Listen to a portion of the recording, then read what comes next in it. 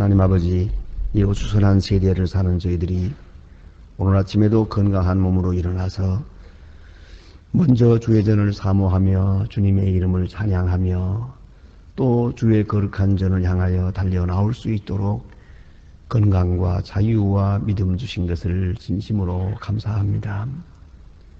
많은 사람들이 재난에 시달리고 있습니다. 가난에 시달리고 있고 질병에 시달리고 있고 죄악의 물결에 침몰되어서 흐르기고 있습니다. 정신을 차리지 못하고 이렇게 암울한 가운데서 헤매고 있는 무서운 세상을 맞았지만은 오늘 우리는 이렇게 밝은 빛을 바라보며 주님을 찬양하며 오늘도 하루를 시작하게 하시는 이 귀하고 놀라운 축복을 진심으로 감사하옵나이다. 하나님 아버지, 비록 우리가 이 세상에 살지만은 하늘나라를 지향하며 살게 하시고 비록 점점 빨리 지나가고 있는 세상이지만은 우리는 소망을 가지고 살게 하시며 육체에 매여 있으나 신령한 세계를 의식하고 항상 주의 말씀을 사랑하며 살아갈 수 있게 해주신 이 놀라운 은혜를 진심으로 감사하옵나이다. 하나님 아버지, 어차피 육체는 쇠해지겠고 언젠가 우리는 이 세상을 떠날 수밖에 없겠습니다만 하나님이여, 그러나 하나님께서 우리에게 주신 은혜와 사랑을 좀 더 깊이 깨닫고 멀어지는 세상에 아쉬움을 두지 않고 가까워지는 하늘나라를 바라보며 기뻐하며 찬송하며 미래를 향할 수 있게 하여 주시옵소서. 과거에 매이지 않게 하시고 밝은 미래에 끌려서 살아가는 그러한 희망찬 하루하루의 생이 되어지기를 간절히 기도하옵나이다. 아버지 하나님, 오늘도 하나님의 말씀이 우리 마음을 지배하고 뜻을 지배하고 우리의 지혜를 지배해서 하나님의 거룩하신 뜻에 따라 복된 생을 살게 해주시기를 기도하옵나이다. 어떠한 어려운 일을 당해도 결코 낙심하지 않게 하시고 어떤 손해를 보아도 결코 절망하지 않게 해주시고 항상 밝은 가운데서 하나님의 뜻을 따라가는 주님의 귀한 일꾼들로 살아가기를 기도하옵나이다. 자비하신 주여, 오늘도 주 은혜 가운데서 하루를 시작합니다. 주님의 음성을 가까이 들으며 살고 주의 능력을 몸으로 체험하며 사는 하루가 되게 하여 주시고 주의 사랑을 모든 사건을 통해서 확인하면서 살아가게 해주시기를 기도하옵나이다. 자비하신 주여, 오늘도 하나님의 말씀이 바르게 전해지게 하시고 땅끝까지 들려지게 하옵소서. 모든 문명의 이기를 통해서 전하고자 합니다.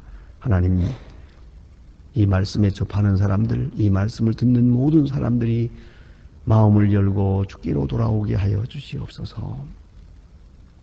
교회를 위하여 각 기관을 위해서 몸과 마음과 정성을 다하여 수고하는 주님의 귀한 일꾼들, 하나님이여, 오늘도 큰 은혜로 같이 계시고 충만함이 있고 은혜에 충만한 그런 하루가 되게 하여 주시옵소서.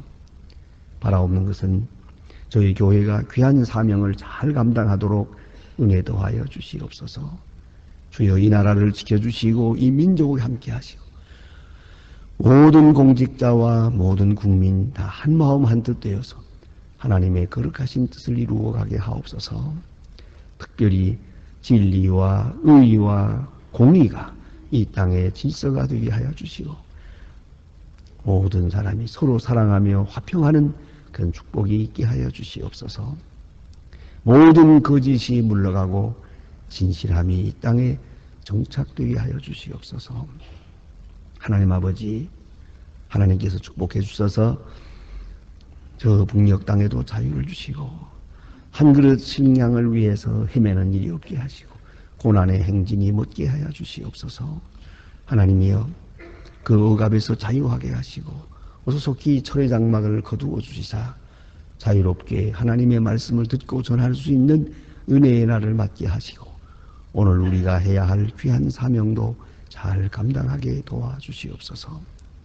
오늘도 해외에 있든지 여행 중에 있든지 군문에 나가 있는 젊은이들, 그리고 공부하는 자녀들, 특별히 병중에 있는 분들과 슬픔을 당한 가정들 하나하나 다 돌보아 주시고 어디에 있든지 눈동자와 같이 지켜주시며 말씀과 은혜와 지혜로 함께 하시고 항상 주와 동행하는 거룩한 생활이 되게 하옵소서. 이 하루의 모든 생활을 주께 위탁하오며 주 예수 그리스도의 이름으로 기도드립니다. 아멘.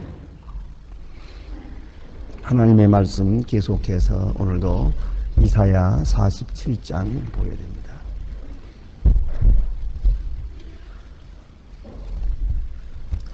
이사야 47장 오늘 8절로부터 15절까지 보겠습니다. 이사야 47장 8절로 15절입니다. 지금 다 같이 한 목소리로 읽겠습니다. 그러므로 사치하고 평안히 지내며 마음에 이르기를 나뿐이라 나 외에 다른 이가 없도다. 나는 과부로 지내기도 아니하며 자녀를 잃지도 자녀를 너는 이제 내 날에 호련히 자녀들을 잃으며 과부가 되는 이 두 일을 내게 임할 것이라. 내가 무수한 사슬과 많은 진언에 베풀지라도 이 일을 온전히 내게 임하리라. 내가 악을 의지하고 스스로 이르기를 나를 보는 자가 없다 하나 내 지혜와 내 지식이 내 없습니다. 내 마음에 이르기를 나뿐이라 나 외에 다른 이가 없다 하였으므로 재앙이 내게 임하리. 그러나 내가 근본 알지 못할 것이며 손해가 내게 이르리라. 그러나 그를 등이 물지 파멸이 호련히 내게 임하리니 그러나 내게 헤아리지 못할 것입니다.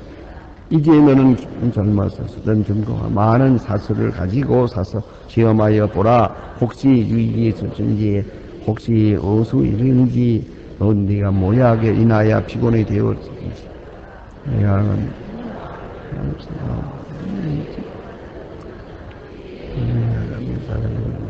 내게 보일까? 나를 알고 있으니 보라는 열들과 같아 선뿐이니 이 무엇을 주는 이번은 너는 어디서부터 너와 함께 무역하던 자들이 각기 소양대로 무리야. 너를 구원할 자가 없으리라. 아멘. 오늘 이사야 47장은 처음부터 계속해서 바벨론에 대한 이제 그 말씀이 올시다. 바벨론이 지금 멸망할 것에 대해서 예언하는 말씀입니다. 하나님의 그 심판의 도구로 또 하나님의 그 뜻을 이루기 위해서 하나의 책직으로 그릇으로 이렇게 쓰여지고 있습니다만은 이 쓰여지는 존재가 언제든지 겸손해야 됩니다. 그래서 우리가 꼭 생각해야 될 문제입니다. 하나님의 손에 의해서 내가 쓰여지고 있다 할 때 하나님이 역사하는 것이지 내가 역사하는 게 아닙니다. 나는 다만 사환이요 심부름이요 혹은 관리인이 될 뿐입니다. 그 점을 깊이 생각해야 합니다.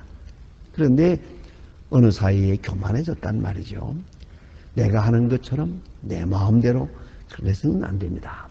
우리가 물질이든 지식이든 건강이든 혹은 직장이든 혹은 권력이든 간에 하나님이 내게 주셔서 나를 통하여 역사합니다. 그럴 때에 나는 언제나 하나님의 손에 들리워 쓰여지는 존재로서 겸손해야 됩니다. 근데 바벨론은 그렇지 못했습니다. 하나님의 손에 들리워 쓰여지기 위해서 그에게 권력이 주어졌고 능력이 주어졌습니다. 그리고 승리가 주어졌습니다. 이제 그는 더욱더 겸손해야 했습니다. 그러나 그는 교만했습니다. 하나님께서 바벨론에 대해서 심판하십니다. 그 바벨론이 가진 죄목, 그 죄상이 몇 가지가 있는데 오늘 본문에 어제 그저께 전 시간에 본 말씀대로 첫째 죄가 긍휼히 여기지 않는 것입니다. 다시 말하면 잔인한 것이옵시다. 긍휼히 여겨야 한다. 특별히 이 말씀의 배경을 한번 생각해 보면 더 깊은 뜻이 있습니다. 하나님께서 승리하게 하셨습니다. 그런 거로 승리할 것입니다. 승리할 때에 교만하지 말아야 되고요. 일이 잘 될 때 교만하지 말 것이고 또 전쟁입니다. 이것은 전쟁 통해서도, 전쟁 상황에서도 국률이 있어야 됩니다. 그걸 알아야 합니다. 전쟁은 죽이고 죽는 것이 아닙니까? 생명을 건 것입니다. 거기에 무슨 도덕성이 있겠습니까? 그러나 그렇지 않습니다. 전쟁에도 도덕성이 있습니다. 그걸 알아야 합니다. 그래서 여기에 지금 아무리 많은 적군이 있다 하더라도 이 적군 속에 지금 비난민이 있어요. 그 비난민이, 그 난민이 거기 같이 섞여 있단 말입니다. 그렇다면 그것은 공격할 수가 없습니다. 왜요? 그 군인 아닌 사람들이 거기서 많이 희생되게 되니까 말입니다. 이게 바로 전쟁 속에 있는 도덕성입니다. 예? 그런 일이 있습니다. 전에 우리 6.25 전쟁 때에도 그런 일이 있었습니다. 그래서 전략적으로 비난민 속에 적군들이 스며들어갑니다.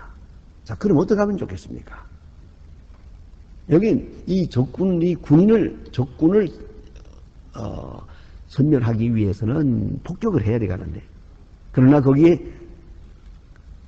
무고한 많은 비난민이 섞여 있습니다. 그럴 때 폭격을 하지 못합니다. 왜냐하면 죄 없는 사람, 군인 아닌 무장하지 아니한 사람들이 많이 죽게 되기 때문입니다. 그래서 참 어려운 일이 있었습니다. 그것이 뭐냐면 그 인민군들이 이런 것을 알고 꼭 예배당 안에 들어갔단 말입니다. 그 종탑이 있고 예배당 안에 들어가면, 자, 이거 예배당 안에 들어가 있는 그 군인을 선멸하기 위해서, 공격하기 위해서 폭격을 하면 예배당이 날아나 버립니다. 그게 문제가 있는 겁니다. 제가 어렸을 때 나가던 교회도 그렇게 해서 폭격받았습니다. 제 눈으로 폭격맞는 걸 보면서 산을 넘어서 나왔습니다. 이게 문제입니다. 아무리 군인이 들어갔다 하더라도 교회니까, 자, 이거 어떡합니까? 교회를 보존해야겠습니까? 아니면 군인을 없애야겠습니까? 공격을 해야겠습니까? 이런 문제에 부딪힙니다. 또 그리고 여기에 죄 없는 자들, 또 혹은 대항하지 않는 자들, 양민들, 무장하지 아니한 사람들, 이런 사람들을 무고히 이렇게 공격하고 살해해서는 안 되는 것이거든요. 그런데 바벨론 왕 느부갓네살은 잔인했습니다. 어린아이들까지 무자비하게 이렇게 했기 때문에 그 잔인성에 대해서 하나님께서 심판하십니다. 그 잔인 뒤에는 불신앙이 있지요, 교만이 있는 겁니다. 하나님의 손에 의해서 쓰여진다고 하는 사명감이 없고, 내가 힘이 있고 내가 마음대로 할 수 있다고, 내가 남의 생명을 마음대로 할 수 있는 것처럼 착각하고 있습니다. 그래서 바벨론을 심판하시는 것이고, 또 한 가지는 오늘 본문에 나타난 대로 저들은 아주 사치했습니다. 교만한 마음이 사치하게 만들었습니다. 그래서 여기 보니까 나일 뿐이라 나 외에 다른 이가 없느니라. 사치라는 것은 이기심에 의해서 사치가 이루어지는 겁니다. 나만 생각하는 거예요. 여기 굶주린 사가 많아요. 돌아보지 않아요. 그와 나와 상관이 없어요. 이렇게 생각할 때 사치가 되는 겁니다. 다 같이 잘 살게 된다면 그건 사치가 아닙니다. 사치라는 것은 다른 사람은 굶는데 자기는 지금 지나치게 많은 것을 소비하고 있기 때문에 사치가 되는 겁니다. 그래서 분에 넘치는, 또 필요 없는, 필요 이상의 낭비를 하게 될 때 사치가 되는 거죠. 그래서 한쪽에서는 굶어 죽고 있는데 한쪽에서는 사치하고 있습니다. 이러한 사치를 하나님께서 심판하시는 겁니다. 그 이유는 이기심이 옵시다. 그리고 교만입니다. 나 외에 다른 사람이 없느니라. 나밖에 없는, 나만, 내가 우주의 중심이요. 여기에 노예도 나 때문에 있는 것이고, 돈 벌어오는 남편도 나 때문에 있는 것이고, 또 모든 사람이 다 나를 시중하기 위해 있다고 생각하는 그러한 아주 극단적 교만이 사치를 낳게 되는 것입니다. 오늘도 생각해 보세요. 우리 주변에 많은 사람들이 어려움이 있습니다. 어제 저녁에도 여러분 보셨는지 모릅니다만 저녁 프로에 그런 프로가 있었습니다. 1시간 동안 북한에서 망명을 해가지고 지금 도망을 해서 저 연길 훈춘 이쪽에 와서 헤매고 있는 그 꽃제비들, 또 불쌍한 아이들의 모습을 1시간 동안 방영했습니다. 아주 비참합니다. 그들이 그 한가에 그 먹기 위해서 고생하는 것, 또 얼마간에 그 구걸을 해서 돈을 좀 마저 했는데 이 돈을 가지고 가다가 이게 발각되기 때문에 그걸 비닐로 봉지에다 저거 싸서 그걸 물을 먹어가지고 먹고 가는 거예요. 먹고 그리고 가서 배설해서 그걸 씻어가지고 그 돈을 이렇게 살아보려고 애쓰는 모습. 또 그러면서도 어머니 생각, 아버지 생각, 할머니 생각하면서 여기서 그들이 편안히 지내지를 못하고 그래도 뭘 좀 해가지고 고향으로 가야겠다고 하는 그 안타까운 마음 생각해 보세요. 이런 것을 다 생각하면서 내가 지금 사치할 수 있는 겁니까? 나는 낭비해도 되는 겁니까? 바로 이것이 사치라는 거예요. 많은 사람들이 고생하는 것을 보면서도 아니 나뿐이라 나 외에 다른 이가 없도다. 이런 극단적 이기주의. 그리고 나는 안전하다. 안전하지 않지요. 나만 안전할 수는 없죠.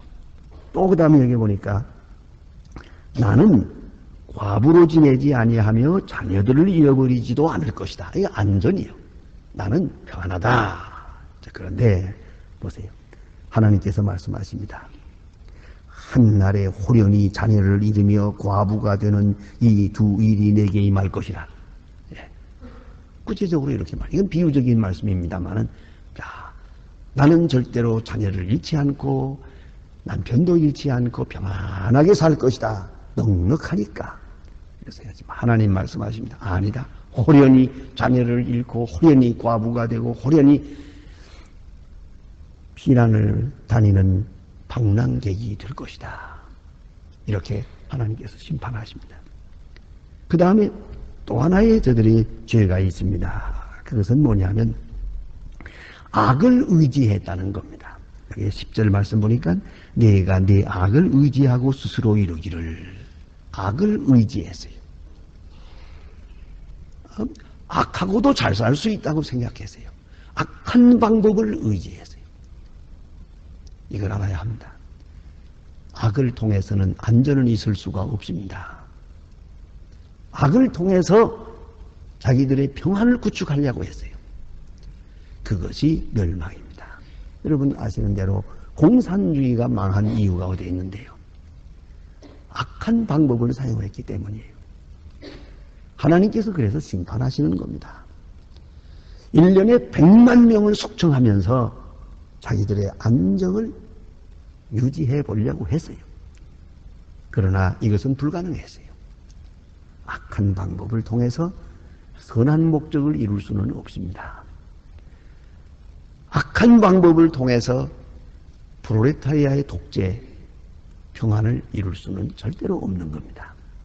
이 사람들은 악을 의지해서 스스로 말하기를 아무도 보는 자가 없다.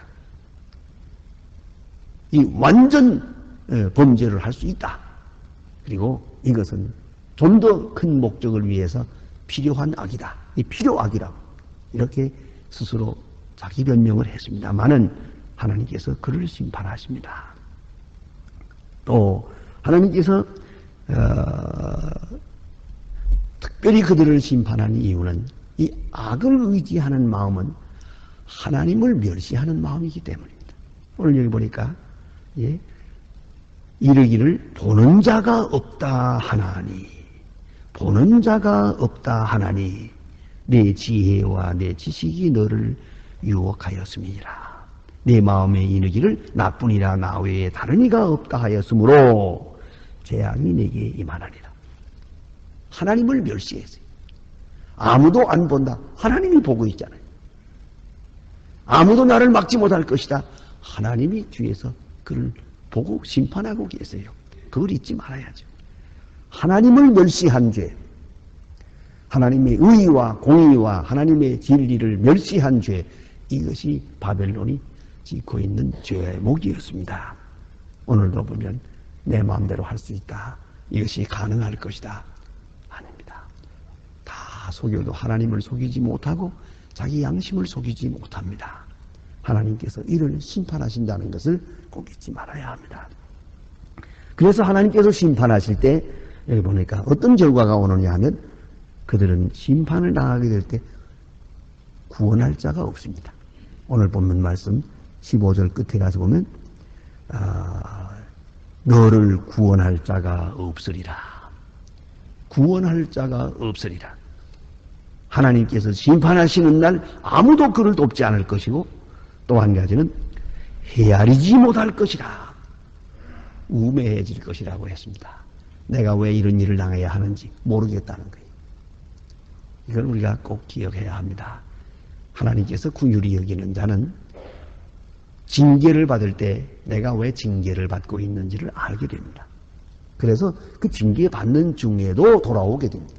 그러나 하나님이 심판을 하시게 되고 심판받는 자는 어떠냐 하면 그는 징계받는 동안에도 내가 왜 징계받는지를 모릅니다. 바로 여기에 심판의 근본이 있는 겁니다. 하나님의 무서운 징계를 받아서 멸망을 당하면서도 내가 지금 왜 당하는지를 몰라요. 끝까지 모릅니다. 그리고 남을 원망합니다. 바로 그 자체가 그 지식과 지혜에 내리신 하나님의 심판이에요. 그 지혜를 흐리게 하셨거든요. 그걸 알아야 합니다. 그런 거로 사람이 어느 경우에라도 내가 잘못되었다. 이거 원인이 내 자신에게 있다는 것을 깨달을 수만 있다면 바로 그 사람은 아직도 소망이 있는 겁니다. 그러나 심판받으면서 그 원인을 알지 못합니다. 엉뚱한 생각합니다. 그래서는 원인 부정합니다. 원인이 실종됩니다. 그게 바로 우연이라는 겁니다. 우리가 흔히 말하기를 우연히 혹은 자연이 우연히 하는 말은 전부 원인을 부정하고 있는 겁니다. 원인 없는 일이 없어요. 특별히 하나님이 세밀하게 심판하고 계시는데 심판을 당하면서도 내가 왜 당하는지 이 자체의 원인이 나 자신에게 있다고 하는 사실을 모르고 있어요. 이건 참으로 불행한 마지막 심판이 오시다. 그래 오늘 본문에 보니까 내가 그 근본을 알지 못할 것이며 손해가 내게 이르리라 그러나 이를 물리칠 능이 없을 것이며 파멸이 호련히 내게 임하리니 그러나 내가 헤아리지 못할 것임이니라. 헤아리지 못할 것이니라.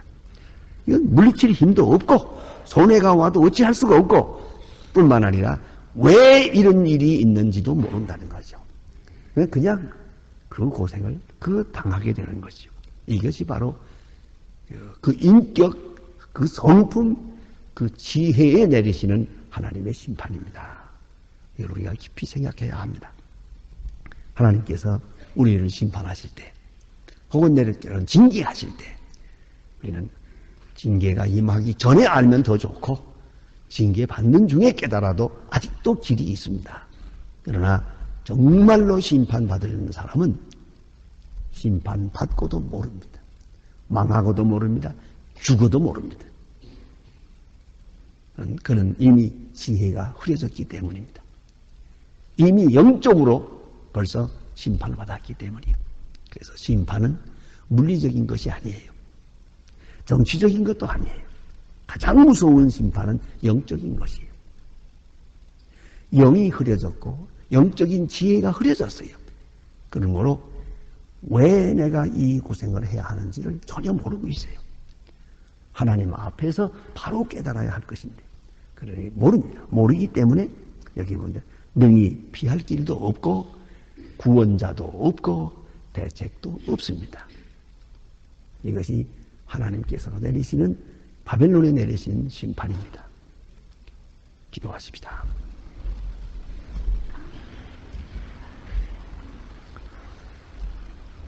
하늘에 계신 우리 아버지시여 이름이 거룩히 여김을 받으시오며 나라의 마옵시며 뜻이 하늘에서 이룬 것 같이 땅에서도 이루어지 오늘날 우리에게 일용할 양식을 주옵시고 우리가 우리에게 죄 진 자를 사해 준 것 같이 우리 죄를 사해 주옵소서. 우리를 시험에 들게 하지 마옵시며 다만 악에서 구하옵소서. 내 나라와 권세와 영광이라 영원히 싸움나이다. 아멘. 자, 이번에 기도하시다가 돌아가시겠습니다.